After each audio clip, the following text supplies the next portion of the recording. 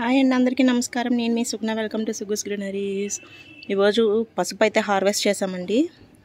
చూసారా, ఇలా ఈ టబ్లో పెట్టుకున్నాము. 3 months పైన అవుతుంది మాకు పెట్టి. ఇలా మొక్కలన్నీ ఎండిపోయిన తర్వాత నేను తీసి చూసాను. ఇలా పసుపు కొమ్మలు అయితే రెడీ అయినాయండి. చాలా మటుకు అలాగా కొంచెం తయారవకుండానే ఉండిపోయినాయి. ఎందుకన్నది మీకు ఎవరికైనా తెలిస్తే కామెంట్స్ పెట్టండి. అలాగే అవి దేనికన్నా యూజ్ చేయొచ్చేమో కూడా నాకు కామెంట్స్ పెట్టండి. తయారైనవి అయితే మాత్రం ఇవి రెడీ అయినాయండి. ఇలాంటి టబ్బులో పెడితే నాకు లాస్ట్ టైం పెట్టినప్పుడు అయితే ఇంకా ఎక్కువ హార్వెస్ట్ చేశాను నేను. ఈసారి ఎందుకో తక్కువే వచ్చినాయండి. మీరు ఇలా పసుపు కొమ్మలను పెంచారా ఇంట్లో? నాకు కామెంట్స్ పెట్టండి, ఓకేనండి. ఇవి ఇంకో టబ్లో పెట్టానండి. ఇందులో అయితే అస్సలు రాలేదు. ఇవి ఈ టబ్లో పెట్టాము. తీసేసి దాంట్లో అయితే జామ మొక్కనైతే వేసానండి. అవి కొంచెం ఊరని దుంపలు అన్నమాట. ఈ టబ్లో అయితే ఇంకా తక్కువ వచ్చినాయి. ఇందాక చూపించిన దాంట్లో అయితే కొంచెం ఎక్కువ వచ్చినాయి. మంచి స్మెల్ వస్తుందండి.